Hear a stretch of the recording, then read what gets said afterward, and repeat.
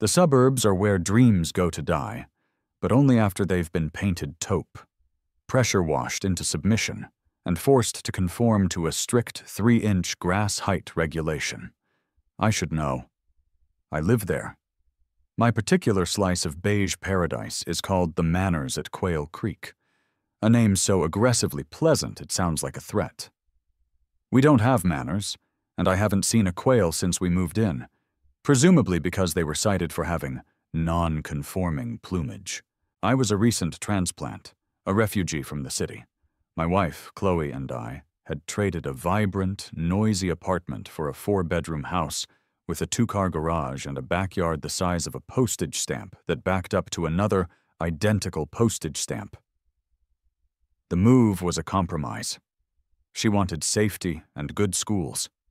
I wanted to not lose my mind from the crushing, oppressive silence. My job as a graphic designer had recently gone fully remote, which meant my daily commute was now a 10-step shuffle from my bed to my desk. This left me with an alarming amount of free time to stare out the window and contemplate the existential void of cul-de-sac life. Every house was the same shade of greige. Every mailbox was the same bronze-finished obelisk. Every lawn was a chemically dependent carpet of unnaturally green fescue. This wasn't a community. It was a copy-paste error, and it was driving me insane. "I need a project," I announced one Tuesday morning, staring at my neighbor, Bob, as he used a level to ensure his decorative lawn flamingos were perfectly perpendicular to the ground. Chloe looked up from her laptop, a brow arched in that way that meant, "Please don't say you're going to start a podcast." "A project? Like organizing the garage?" "No, a real project, something wholesome, something that connects us to the earth." "We have a succulent," she offered. "His name is Bartholomew. He seems to be thriving." "I'm talking about chickens," I said, the word feeling revolutionary on my tongue. A small coop in the backyard, 3, maybe 4 hens, fresh eggs every morning. Imagine it, Chloe. Little rustic charm in the middle of all this. Vinyl siding. I painted a beautiful picture of a pastoral fantasy. Me, in a straw hat, collecting a basket of warm, brown eggs as the sun rose. It was a lie, of course. I don't own a straw hat, and I don't do anything before 9 a.m., but the idea was golden. Chloe was cautiously optimistic. "It does sound nice," she admitted. "But you know how the HOA is, Leo. Did you read the handbook? The entire handbook?" I waved a dismissive hand. The handbook was a 3-ring binder, thick enough to stop a bullet, delivered to us at closing by a woman with a terrifyingly fixed smile. I had used it to prop up a wobbly table leg. "It's a few chickens, not a cattle ranch. How bad can it be? They're basically feathered pets that give you breakfast." "That feathered pet logic is what's going to get you in trouble," she warned. But she was smiling.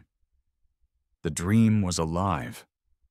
Trying to be a responsible, rule-abiding citizen of Quail Creek, I drafted an email. I didn't just ask if I could have chickens. Oh no. I wrote, "To the esteemed members of the Architectural Review Committee, I would like to submit for your consideration a proposal for the installation of a small-scale, artisanal poultry enclosure designed to blend seamlessly with the aesthetic values of our community." I used words like sustainable, hyper-local, and educational. I made it sound like I was opening a tiny organic Whole Foods in my backyard. The response came back in less than 24 hours. Not as an email, but as a stiff, cream-colored envelope placed in our perfectly regulation-compliant mailbox. It was from one Brenda Wexler, HOA president. The letter was a masterpiece of passive-aggressive corporate speak. It began with, "Thank you for your inquiry regarding your proposed agricultural endeavor," which was her way of saying, "How dare you?" It then politely directed my attention to the monolithic handbook I was currently using as furniture support. "As you will find in the covenants, conditions, and restrictions, Article 4, Section 8, subsection C, clearly states, "No livestock or poultry of any kind shall be raised, bred, or kept on any lot." It went on, a symphony of condescension about maintaining property values, community harmony, and sanitary standards. Brenda had even highlighted the key phrases in yellow, as if I were a child who couldn't grasp the simple concept of her absolute dominion over my life. I stormed back inside, waving the letter like a declaration of war. "They said no!" I fumed, collapsing onto the sofa. "Poultry! This isn't a factory farm, it's 3 hens! I was going to name them Meryl, Cluck, and Yoko Ono." Chloe read the letter over my shoulder and gave me a sympathetic pat. "I'm sorry, honey. I told you Brenda doesn't mess around." But it was too late. The switch had been flipped. This was no longer about fresh eggs. This wasn't about a wholesome project. This was about principle. This was about a woman named Brenda telling me I couldn't have a few harmless birds because it might upset the delicate beige balance of her little fiefdom. I looked out the window at the oppressive sameness of it all, and a fire was lit within my soul. A fire fueled by pure, unadulterated spite. That night, I rescued the HOA handbook from its duty as a table leveler and spread it across the dining room table. With a mug of black coffee and a grim sense of purpose, I began my campaign. I wasn't looking for permission anymore. I was looking for a weapon. For hours, I waded through the dense legalese. I read about fence heights and acceptable shrubbery.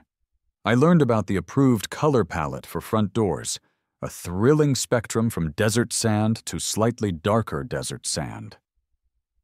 It was a journey into the heart of suburban darkness. And then around 2 a.m., I found it. Article 4, Section 8, subsection C, was indeed ironclad about poultry and livestock. It even listed examples: chickens, ducks, geese, turkeys, cows, pigs, goats. They had been thorough, but they had made one fatal error. They had assumed a common understanding of the English language. I flipped to the section on pets. Article 5 was much looser. It allowed for common household pets, such as dogs and cats. But then, tucked away at the end, was a vague, beautiful clause. "And other animals may be kept for security purposes, provided they do not create a nuisance." It was clearly written with German shepherds in mind. My fingers flew across my keyboard. I typed, "Legal definition of poultry." My screen filled with agricultural codes and statutes. Poultry, legally speaking, referred to domesticated birds kept for eggs or meat, specifically from the orders Galliformes, like chickens and turkeys, and Anseriformes, like ducks and geese. A manic grin spread across my face. What wasn't on that list? My next search was more specific. Large, flightless birds not legally poultry. The answer appeared, glowing on my screen like a holy scripture. Ratites. The family of birds that includes ostriches, cassowaries, and, most importantly, emus. They were in a different order entirely. They were not, by the cold, hard letter of the law, poultry. My final triumphant search was registering an emu as a guard animal. The results were a murky collection of libertarian forums and questionable legal advice blogs, but the consensus was clear. If you can make a case for it, in some places you can do it. And I was damn well going to make a case. I stumbled into the bedroom, the handbook held aloft like a trophy. Chloe was half asleep. "Honey," I whispered, my voice trembling with giddy revelation. "The HOA banned chickens." I know," she mumbled into her pillow. "They said nothing," I continued, my voice dropping to a conspiratorial hush. "About prehistoric murder turkeys." Chloe's head shot up. Her eyes were wide in the dim light. "Oh no, Leo, what did you do?" "Nothing yet," I said, the plan solidifying in my mind. beautiful and terrible in its perfect logic. But I'm about to get into the home security business. Finding someone who sells guard-grade emus isn't like looking for a golden retriever on Craigslist. It's a descent into the weird, wild underbelly of the internet. A place where websites still have blinking text and are best viewed on Netscape Navigator. After wading through forums dedicated to sovereign citizens and exotic animal enthusiasts, two groups with a surprising amount of overlap, I found him. His name was Gus, and his website, Gus's Fine, Foul, and Sundries, looked like it had been designed by a colorblind hacker in 1998. The site featured grainy, pixelated photos of various birds staring menacingly at the camera. There were no prices, no contact form, just a single, cryptic phone number. I felt like I was arranging a black market organ deal. I took a deep breath and dialed. The phone rang 7 times before a gruff voice answered with a single guttural syllable. "Yeah?" Hi, is this Gus?" I asked, trying to sound casual, like a guy who buys giant flightless birds all the time. "Might be. Who's asking?" "My name is Leo. I found your website. I'm interested in, acquiring some emus." The word felt ridiculous coming out of my mouth. There was a long, heavy silence on the other end of the line. I could hear wind and what sounded like an angry goat. "You know what you're getting into, son?" Gus finally asked, his voice gravelly, like he gargled with rocks. This was my moment. I had to sell it. "I do," I said, injecting as much confidence as I could muster. "I'm looking for something in a guard bird, a matched pair if possible, for deterrence." Another pause, this one longer. I was sure he was going to hang up. Then a low chuckle rumbled through the phone. "Guard birds," he repeated, as if tasting the words. "Haven't heard that one in a while. All right, guard bird guy. I got 2 3-month-olds, healthy, good lines. 2 for 1,000, cash, no checks, and you bring your own crate, a big one." "A big one, got it," I said, scribbling notes. "Do they get along with other animals? I have a succulent." "They'll eat anything shiny," Gus grunted. "Keys, rings, the soul of your enemies. Just keep 'em fenced, and don't turn your back on 'em till they know you." The line went dead. That Saturday, I withdrew a thick wad of cash from the ATM that made me feel like a drug runner and rented the largest dog crate I could find. Chloe watched the entire preparation with a look of profound resignation. "You're really doing this?" she said, not as a question, but as a statement of fact. "It's a sound investment in our domestic security, honey," I replied, wrestling the giant crate into the back of our SUV. "Think of the peace of mind." "I'm thinking of the 6-foot-tall birds that will be living in our yard," she said, "and what Brenda Wexler is going to do when she sees them." "Brenda Wexler and her illegal poultry statutes have no power here," I declared heroically. The drive to Gus's farm was a journey into another dimension. The perfectly paved roads of Quail Creek gave way to county highways, then to gravel roads, and finally to a dirt track that threatened to swallow my sensible family vehicle. His property was a chaotic collection of mismatched fences, weather-beaten sheds, and a cacophony of animal noises. As I pulled up, I saw a grizzled man in overalls and a filthy baseball cap locked in a strange, slow-motion wrestling match with an alpaca that was trying to eat his hat. It had to be Gus. He disentangled himself and ambled over, wiping his hand on his pants before deciding not to offer it. "You're the guard bird guy," he stated. "Leo," I corrected. "That's me." Gus led me past pens of angry-looking geese and oddly stoic llamas to a large enclosure at the back of his property. And there they were. They weren't the majestic 6-foot creatures of my imagination. Not yet. They were about 3 feet tall, covered in a shaggy brown and black striped down that made them look like walking feather dusters, They had huge, unblinking black eyes, long necks, and disproportionately large, three-toed feet that looked like something straight out of Jurassic Park. "There they are," Gus said with what might have been a flicker of pride. "Male and a female. Good stock." They stared at me with an unnerving, ancient intelligence. One was slightly bolder, taking a few curious, jerky steps toward me. The other hung back, watching me with what I could only describe as deep suspicion. They were perfect. "I'll take them," I said. Gus's crash course on emu care was both terrifying and completely useless. "They eat this special pellet food," he said, gesturing to a massive unlabeled bag. "And whatever bugs they find, or gravel, or bottle caps, they ain't picky. Just make sure they got water and a good strong fence, 5 feet minimum, 6 is better. They can't fly, but they can jump." He paused. "And they can run about 30 miles an hour.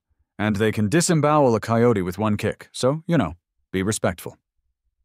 Getting the 2 emu chicks, juveniles, really, into the crate was a slapstick nightmare. They were surprisingly strong and slippery. It was like trying to stuff 2 confused, feathered sacks of bowling balls into a suitcase. Finally, with Gus's help, we wrangled them inside. I handed him the envelope of cash. He counted it slowly, then gave me a single, firm nod. "Good luck, guard bird guy," he said, and then turned to go yell at a peacock that was on his roof. The drive home was eventful. The emus, whom I had already christened Zeus and Hera, were not happy about being in a moving box. They made a strange, chirping, drumming sound that vibrated through the entire car. About halfway home, Zeus, the bolder one, managed to pop the latch on the crate door with his beak. I glanced in the rearview mirror and saw a feathered head pop up in the back. His big, curious eyes blinked at me. Then he began systematically pecking at the headliner, pulling out little tufts of fabric with surgical precision. "Zeus! No! Bad guard bird!" I yelled, swerving slightly. Hera, meanwhile, had decided the best course of action was to poop, profusely. The smell was indescribable. I drove the rest of the way with all the windows down, my eyes watering, while Zeus continued his interior decorating project. I pulled into my pristine driveway in the Manors at Quail Creek, my car smelling like a petting zoo fire and feathered tufts floating in the air. This was it. The die was cast. The birds were here. Chloe met me at the door, her expression a perfect blend of horror, disbelief, and grudging amusement. She peered into the back of the SUV. Zeus stared back at her, a piece of headliner fluff stuck to his beak. "Oh, Leo," she sighed, the words carrying the weight of 1,000 future arguments. "They're adorable. And they're going to be 6 feet tall. What have you done?" The first few days were a blur of frantic learning. I discovered that emus eat a staggering amount of expensive pellet food. I learned that they are fascinated by anything that reflects light, including Chloe's wedding ring, the garden hose nozzle, and their own reflection in the sliding glass door, which Zeus would peck at for hours on end. Hera, on the other hand, was the strong, silent type. She would stand perfectly still in a corner of the yard for hours, staring at a specific patch of grass as if contemplating the secrets of the universe. She was judging us. I was sure of it. We emu-proofed the yard as best we could, which mostly involved me running around picking up anything small and shiny while the emus chased me, thinking it was a game. They were growing at an alarming rate. What had been knee-high fuzzballs at Gus's farm were now waist-high, awkward teenagers. The time had come to make it official. I sat down at my computer, a self-satisfied smirk plastered on my face, and drafted my letter. It was my magnum opus of malicious compliance. To the Board of Directors, the Manors at Quail Creek, HOA, dear board members, this letter is to serve as formal notification.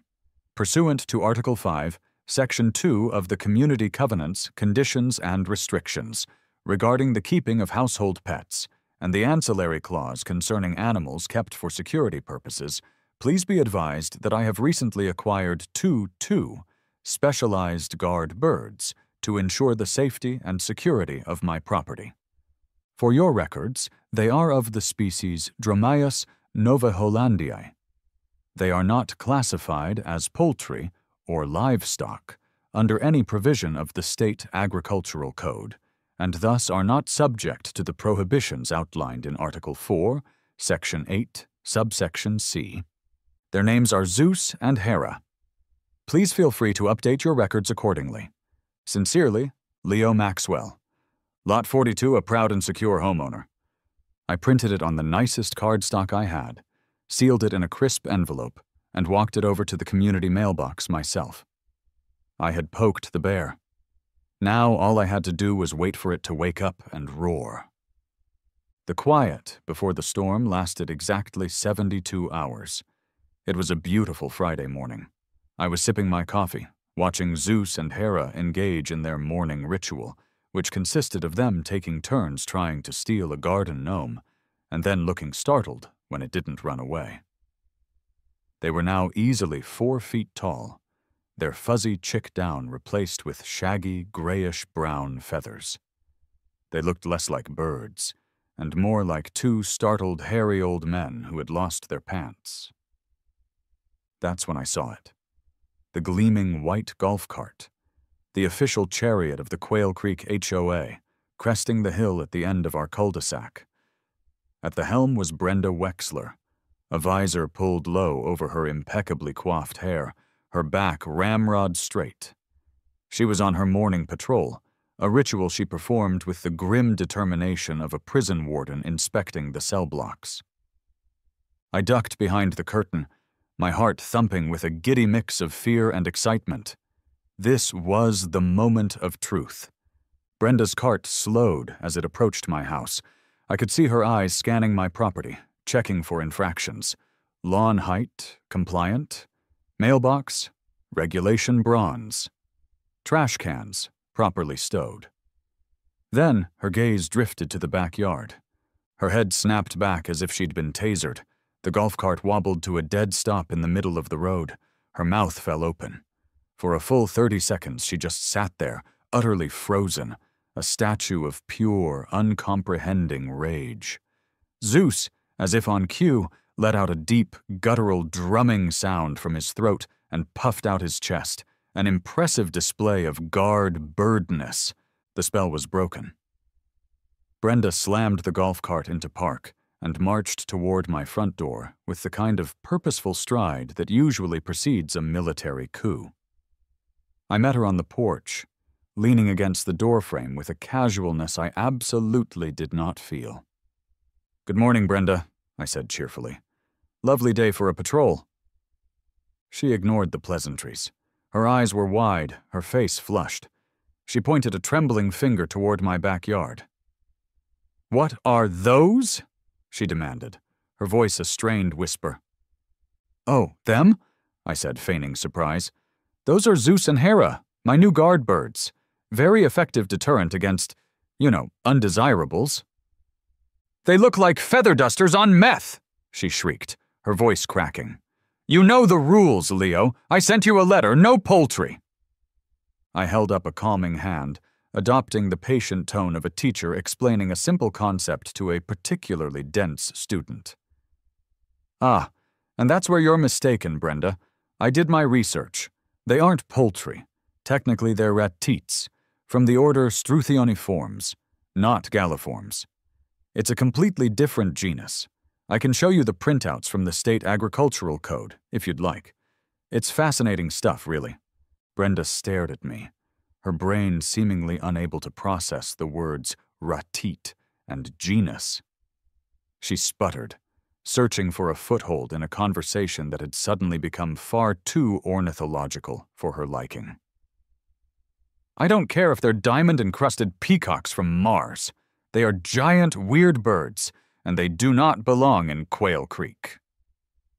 "They're my security system," I said with a shrug. The handbook allows for animals for security purposes. Are you saying you want my family to be unsecured? That last line was a stroke of genius. It hit her right in the HOA buzzwords. Of course not, she snarled. But this is a violation of the spirit of the law.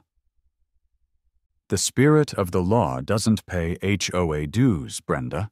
The letter of the law does, I said, smiling sweetly. You'll find my official notification in the community mailbox. Have a wonderful day.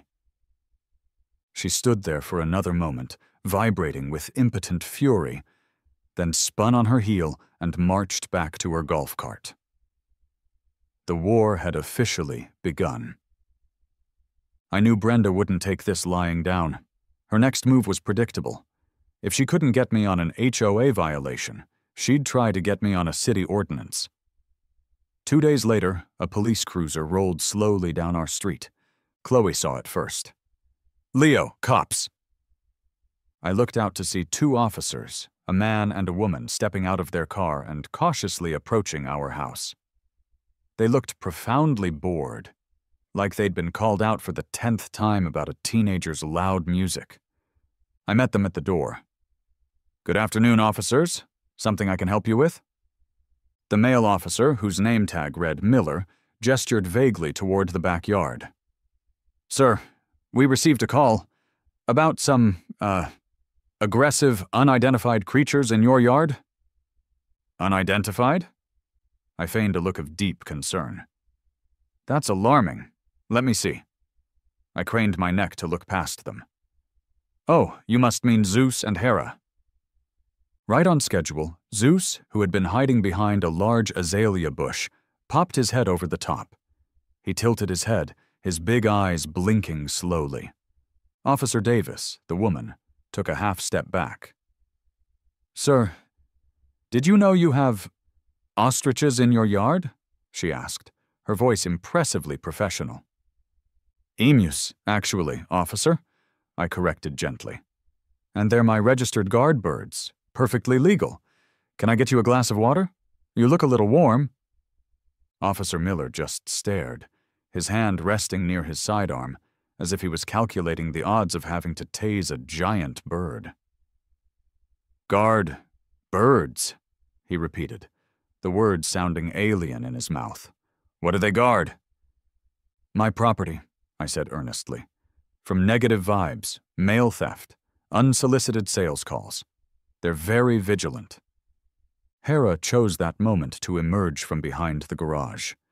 She walked with a slow, deliberate gait, her head held high, and stopped to stare directly at Officer Miller, unblinking. It was an unnervingly effective intimidation tactic. "Okay," Officer Davis said slowly, pulling out a notepad. "So, they're your pets?" "Security animals," I corrected. I then launched into my prepared speech, presenting them with my official notification letter to the HOA and the printout of the state agricultural code that differentiated retites from poultry. As I was explaining the legal nuances, Zeus, emboldened by my calm demeanor, decided to investigate. He trotted over to the officers, stretched his long neck out, and began gently but persistently pecking at a shiny button on Officer Miller's uniform. Sir," Miller said, not moving a muscle. "Your security animal is attempting to consume my uniform." "He's just inspecting it for weaknesses," I said. "Very thorough." Officer Davis was now actively trying to suppress a laugh, biting her lip and scribbling furiously in her notepad. After a few more minutes of surreal conversation, they seemed to decide that no actual crime was being committed.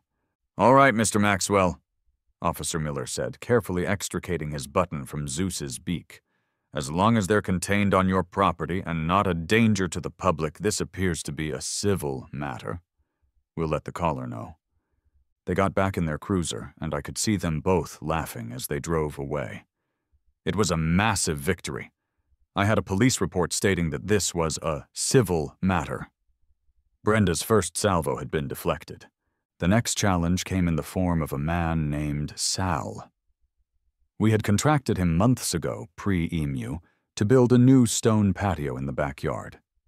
Sal was a tough, no-nonsense, old-school contractor with a permanent scowl and forearms like bags of cement.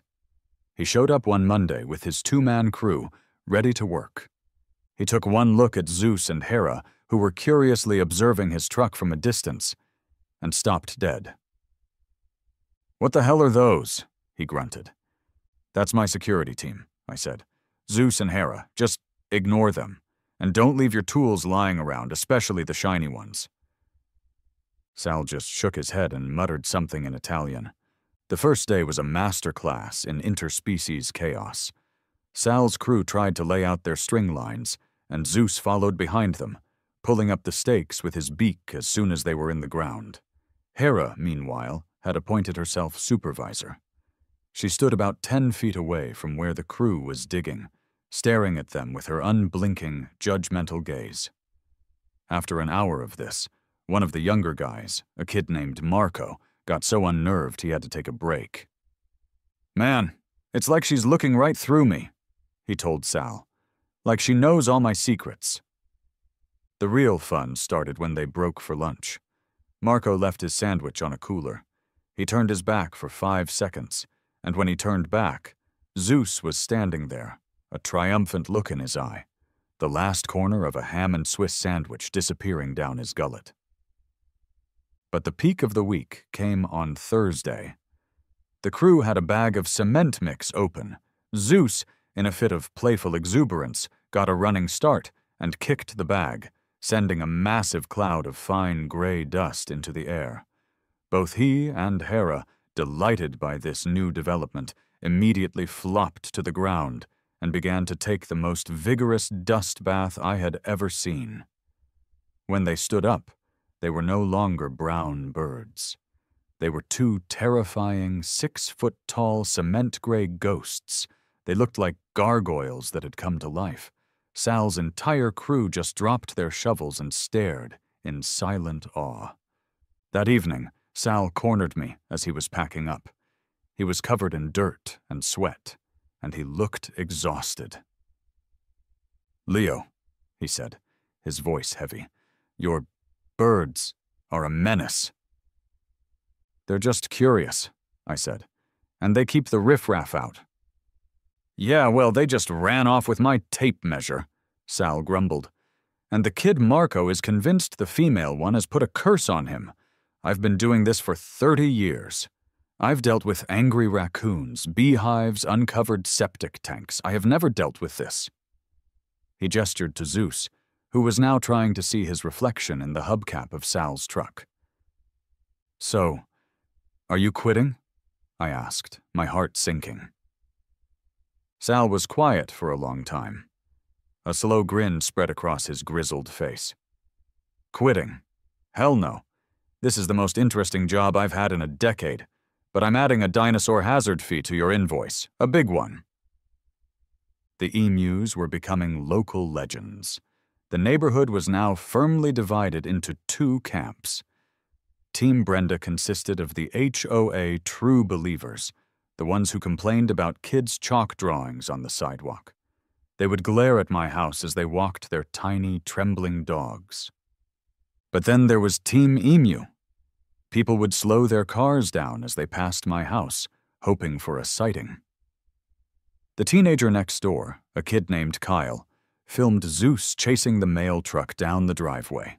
The mailman, a good sport named Dave, was in on the joke and would honk the horn.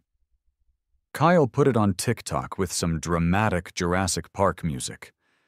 The video got 1 million views overnight with the caption, "My neighbor's guard chickens are terrifying." #HOAA Wars, #Emulafay. The comments were glorious. "That HOA has no jurisdiction in Jurassic Park," and "Petition to make this the official neighborhood watch." My greatest ally, however, was Old Man Fitzwilliam from 2 doors down. Fitzwilliam was a retired history professor who who had been fighting a low-grade war with the HOA for 15 years over the unauthorized shade of blue he'd painted his garden gnome's hat. He saw me as a revolutionary. He shuffled over one afternoon while I was repairing the fence. "Magnificent work, son," he said, leaning on the fence and nodding toward the emus. "Reminds me of the Punic Wars, an unorthodox but brilliant tactical maneuver, using their own rulebook against them. Scipio Africanus would be proud." "Thanks, Fitz," I said. "I'm just trying to live my life." "Nonsense," he scoffed. "You're fighting for the soul of this neighborhood.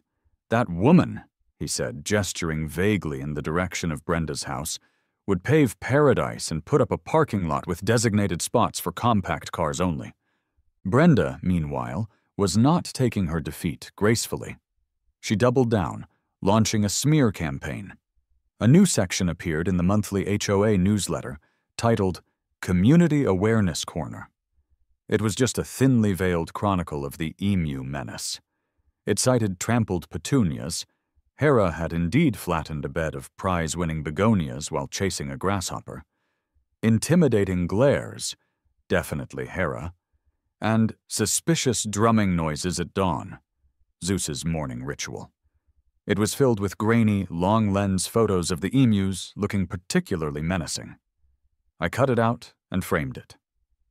It was my first fan mail. The Cold War was in full swing, and I was winning. But I knew Brenda's final move was coming, and it was going to be big. The certified letter arrived on a Monday. It had the stiff, official feel of bad news. My name and address were typed in a severe, no-nonsense font. In the top left corner, the return address was simply The Manors at Quail Creek HOA, Office of the President. This was it. This was the nuclear option. With trembling hands, I tore it open. It was a single sheet of paper, but it carried the weight of 1,000 of Brenda's disapproving glares. "Notice of emergency HOA meeting," the top read in bold, all-caps letters. The agenda was short and brutally to the point. A special session of the Homeowners Association has been called to discuss a proposed emergency amendment to the community bylaws. The proposed amendment, CC and R Article 4, Section 8, Subsection D, is as follows: to prohibit the keeping, housing, or harboring of any avian species, domestic or exotic, exceeding a height of 24 inches at maturity. Brenda wasn't just closing the loophole. She was sealing it in concrete, burying it in a lead-lined vault, and sinking it to the bottom of the ocean. 24 inches. She was specifically, surgically, and maliciously targeting my 6-foot-tall guard birds. The meeting was in 1 week. Chloe read the letter over my shoulder. Her usual amused exasperation was gone, replaced with genuine worry. "Leo, this is serious," she said, her voice quiet. "She's not just sending you a nasty letter this time. An amendment to the bylaws. That's binding. They can fine us. They can put a lien on our house if we don't comply." She was right. The giddy fun of the rebellion had suddenly evaporated, replaced by the cold reality of property law. We had a mortgage. We had neighbors. We were, despite my best efforts, adults. For a moment, I considered surrender. We could find a new home for Zeus and Hera at a farm sanctuary. We could go back to our quiet, beige life. Then I looked out the window.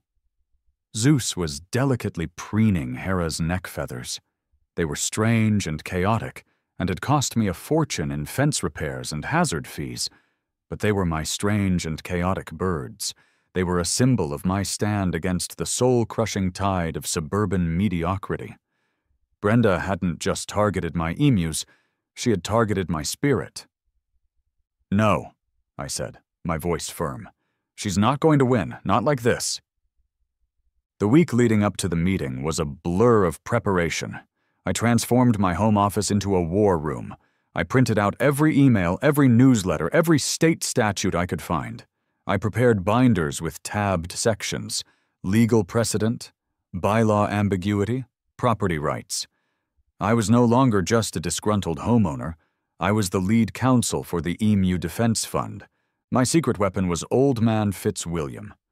He came over every evening to act as my mock trial coach. He'd put on a pair of reading glasses, adopt a stern expression, and pepper me with questions. "She'll call them a nuisance, son. What's your response?" he'd bark. They are a visual deterrent, Fitz. Their very presence enhances security and creates a talking point that fosters community engagement, I'd reply, reading from my prepared notes. "She'll bring up the petunias, the poor defenseless begonias." An unfortunate but isolated incident of collateral damage in the ongoing war against insectoid intruders.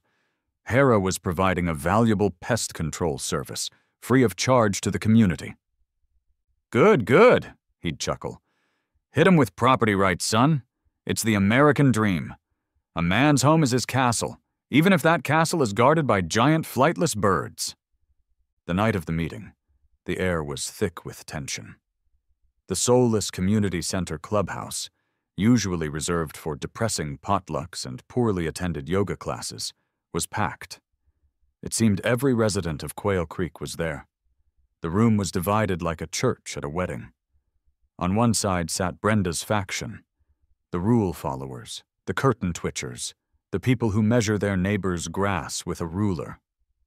On the other side sat my supporters, the younger families who thought the emus were hilarious, the old guard like Fitzwilliam who hated the HOA on principle, and a surprising number of people who were simply there for the drama.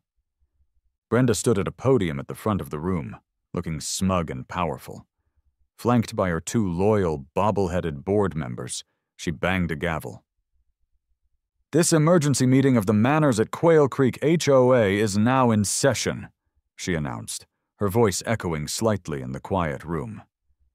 She launched into her argument, clicking through a poorly designed PowerPoint presentation she had titled, "The Ratit Risk." The first slide was a grainy, zoomed-in photo of HERA staring directly at the camera, her eyes glowing red from the flash. Subsequent slides featured bullet points of the emu's alleged crimes. Aggressive posturing, uncontrolled defecation, potential for property damage, and my personal favorite, creation of an environment of fear. She spoke of property values and community standards, her voice dripping with self-importance. It was a masterful performance of petty tyranny. Then, it was my turn. I walked to the podium, my binder in hand. I took a deep breath. "Good evening, neighbors," I began. "My name is Leo Maxwell, and I am the proud owner of the two Ratit risks you just saw on screen." A few chuckles rippled through my side of the room. I didn't talk about agricultural codes or legal definitions. I talked about what it felt like to move into a neighborhood where conformity was valued above all else. I talked about my simple, harmless dream of having a few chickens for fresh eggs, and how that dream was shut down by a rigid, impersonal rule book. "This amendment isn't about a 24-inch height limit," I said, looking directly at Brenda. "This is about one person's interpretation of normal. It's a targeted piece of legislation designed to punish a homeowner for finding a creative and perfectly legal way to live his life. We have a 300-page rule book that governs everything from the color of our trim to the type of flowers we can plant. Is there no room for a little bit of character, a little bit of strangeness, a little bit of joy?" I read some of the more positive comments from the viral TikTok video. I even had a signed affidavit from Sal the contractor, stating that while the emus were a colossal pain in the neck, they had effectively prevented the theft of copper piping from his truck on 2 separate occasions. Brenda was fuming. "This is ridiculous. We are not here to talk about joy. We are here to talk about rules," she shouted, banging her gavel. "Then let's talk about the rule of unintended consequences," I countered, my voice rising. What happens when we legislate away every little thing that makes this neighborhood unique? The argument was getting heated. People were starting to murmur. And that's when it happened. A commotion started at the back of the room near the side door, which had been propped open to let in some air. A series of soft, rhythmic thumping sounds, followed by a collective gasp from the people sitting near the back. Later, I would learn that Sal, on his way home from a late job, had driven by the clubhouse and seen the packed parking lot. Curious, he'd slowed down. As he did, he noticed that the side gate to my yard, which his crew had been working on, hadn't latched properly. It had swung open in the breeze. Drawn by the lights of the clubhouse and the sound of my impassioned voice, Zeus and Hera had done what any curious 6-foot-tall guard birds would do. They'd gone for a walk. Into the stunned silence of the room, a long, gray, feathery neck snaked through the open doorway. Zeus's head, with its enormous, curious black eyes, swiveled to take in the scene. He looked at the crowd, then at Brenda, then at me. He let out a deep, resonant boom, a drumming sound that vibrated through the entire clubhouse. Pandemonium! Half the room screamed, the other half burst into hysterical laughter. A woman in the front row shrieked and climbed onto her chair. Brenda's face went from flushed red to sheet white. Her carefully orchestrated meeting, her moment of ultimate triumph, had been gate-crashed by the very creature she was trying to outlaw. Hera, never one to be left out, poked her head in behind Zeus. She surveyed the chaos with a calm, regal dignity, as if to say, "Yes, this is all proceeding according to my plan." Brenda stood frozen, her mouth opening and closing like a fish. Her authority, so absolute just moments before, had completely and utterly vanished in a storm of feathers and laughter. It was old man Fitzwilliam who seized the moment. Standing on his chair, he bellowed over the din, "I believe we have a motion on the floor. All in favor of the amendment to ban joy, character, and these magnificent creatures say aye." Silence. All opposed? A resounding "Nay!" thundered through the clubhouse, punctuated by cheers and applause. The amendment was dead. The battle was over. And my guard birds had won the war. In the aftermath of what the neighborhood immediately dubbed the Battle of the Clubhouse, a strange and wonderful peace settled over Quail Creek. My victory hadn't just been a victory for me and my emus. It was a victory for everyone who was tired of being told what color to paint their shutters. The oppressive beige curtain had been lifted, if only just a little. Brenda Wexler was a diminished figure. Her reign of terror was over. She still drove her golf cart on patrols, but the grim determination was gone, replaced by a sort of weary resignation. She'd occasionally glance at my backyard, see Zeus and Hera regally surveying their domain, and just shake her head and drive on. We had reached a state of détente. She didn't send me letters, and I didn't let my emus attend any more public meetings. Life settled into a new, stranger, and far more interesting normal.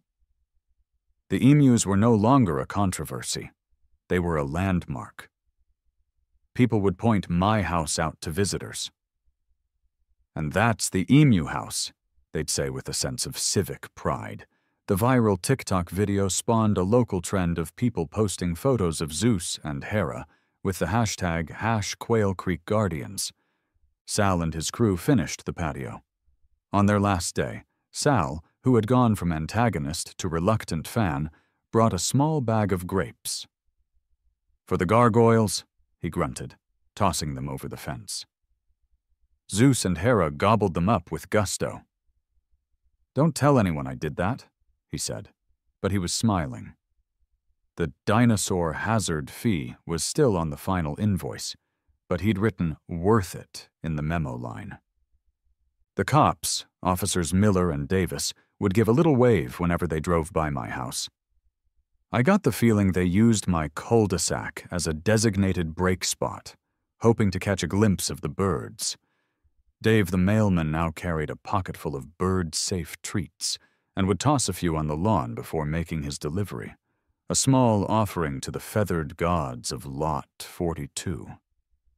I became a reluctant hero to the neighborhood's silent majority. Old man Fitzwilliam would now salute me whenever he saw me. A few weeks after the meeting, I saw that the hat on his garden gnome had been repainted from its controversial blue to a shaggy emu brown. It was the ultimate tribute. Chloe, who had been my worried but steadfast co-conspirator through it all, finally fully embraced our new life. She started an Instagram account for the birds at Zeus and Hera of the Manors, which quickly gained a few thousand followers. She'd post pictures of them chasing butterflies, napping in the sun, or staring intently at a garden sprinkler. One cool evening, a few months after the showdown, Chloe and I were sitting on our beautiful new patio. The sun was setting, casting a warm glow over the yard. Zeus was methodically pecking at a loose thread on a patio cushion, while Hera stood motionless, a stoic silhouette against the twilight sky. It was peaceful. It was absurd. It was home.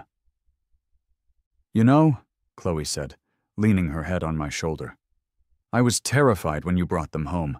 I had visions of lawyers and liens and being run out of the neighborhood on a rail." "Me too," I admitted. "Mostly the lawyer part." "But look at this," she said, gesturing around us. "You actually did it. You fought the HOA and won." "I didn't win," I said, watching Zeus finally capture the thread with a triumphant wiggle of his neck. "Freedom won. Also, a 6-foot-tall dinosaur poking its head into a window at a strategically crucial moment definitely helped." We sat in comfortable silence for a while, just enjoying the quiet end of the day. It was the same suburban quiet that had once driven me mad, but now it felt different. It felt earned. It was a backdrop for our own little pocket of wonderful weirdness. Then I noticed Hera acting strangely. She was over in the corner of the yard, where she had built a crude nest out of mulch and fallen leaves. She was shifting around, looking uncomfortable, and making a low, rumbling noise in her chest. "Is she okay?" Chloe asked, sitting up. "I don't know," I said, getting to my feet. I walked slowly toward her, not wanting to startle her. She looked up at me, blinked her huge, dark eyes, and then stepped delicately away from the nest. And there, nestled in the pile of leaves, was a single, perfect, impossibly large egg. It wasn't white or brown. It was a stunning, deep avocado green, with a texture like matte porcelain. It was enormous, easily the size of my 2 fists put together. It was the most beautiful, ridiculous thing I had ever seen. I carefully picked it up. It was heavy, substantial. I walked back to the patio and held it out to Chloe. Her eyes went wide, and a slow, beautiful smile spread across her face. This was the whole reason for the fight. The simple, wholesome dream that had started it all. It had taken a war with Brenda Wexler, a trip to the fringes of society, 2 giant birds, a viral video, and a near total collapse of civic order to get here. But here it was. The prize. I held the giant green egg aloft in the fading light, a trophy from the weirdest battle ever fought. I looked at my wife, at my 2 magnificent 6-foot-tall guard birds, at my perfectly imperfect suburban home. "You know," I said, a grin spreading across my face, "after all that, I could really go for an omelet."